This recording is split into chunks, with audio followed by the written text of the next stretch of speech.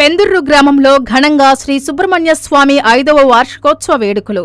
భక్తులకు మహా అన్నదానం, స్వామి సేవలో వందలాదిగా భక్తులు పాల్గొన్నారు.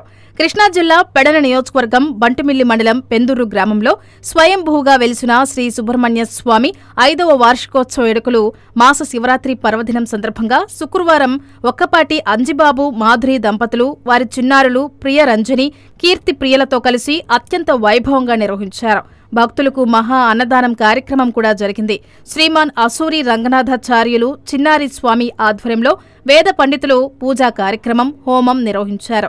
అలాగే శ్రీ సుబ్రహ్మణ్యం స్వామి ప్రాముఖ్యత, ఆయన్ని పూజించడం వలన కలిగే అద్భుతమైన ఫలితాలు వివరించారు.